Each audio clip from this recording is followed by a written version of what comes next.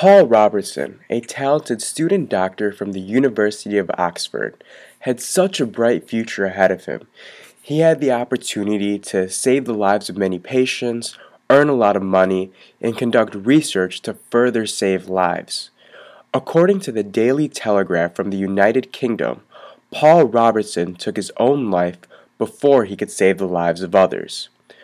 Why would such a bright young student who had his entire life ahead of him commit suicide? The answer is stress. Stress caused Mr. Robertson to take his own life and not be able to save the lives of others. However, it was not only stress that caused Mr. Robertson to take his own life. The biological effects of stress caused Mr. Robertson to look at other avenues to cope with the stress at hand. Unfortunately, the doctor-to-be chose drugs to be that avenue.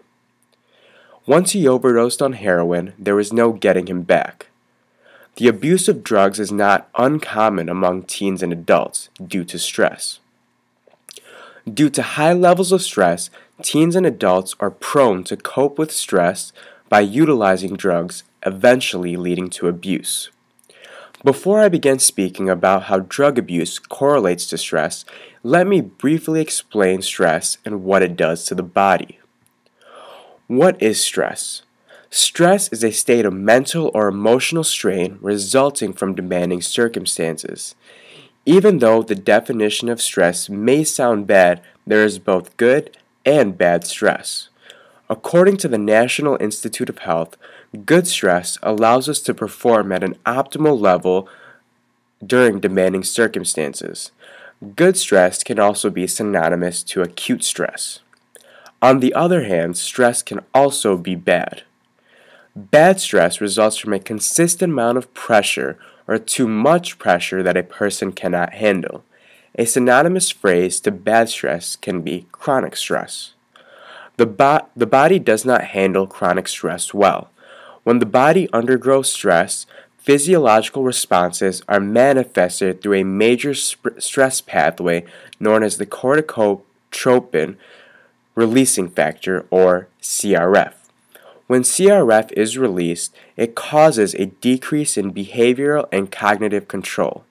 When the body and brain lose behavioral and cognitive control, it wants something to compensate for that loss.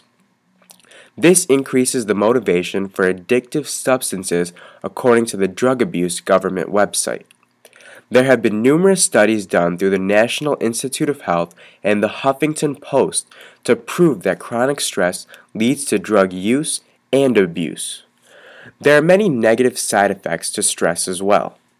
The difficulty to manage one's emotions and one's behavior is one of the many long-term side effects to stress. Due to these reactions, teens or adults cope with stress by turning to drugs to negate the negative feelings and emotional distress. Coping with drugs makes the stressful situation even worse. Utilizing drugs to handle stress eventually leads to abuse of those drugs being used. Even though there are short-term effects of using drugs, such as nausea, vomiting, paranoia, or temporary memory loss, the long-term side effects are dangerous, can lead to more abuse, and could even lead to death. The long-term side effects of drug abuse affect the body and the brain. The craving from drug at first opens up a gateway for a person to use more, but the body cannot tolerate more, even though the mind thinks it can tolerate more. If you stop using, you'll feel a withdrawal and an even greater craving for the drug, eventually leading to addiction. Along with that, it causes permanent memory loss, anxiety attacks, major depression, and many more symptoms that can affect a person throughout their entire lifetime, according to the toolkit from the National Child Traumatic Stress Network.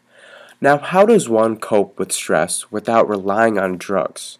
The important key to coping with stress is relaxation. According to the Grace Communion International website, a balanced lifestyle leads to relaxation. Relaxation consists of exercising or doing an activity that momentarily gets one's mind off of whatever is causing the stress at that time.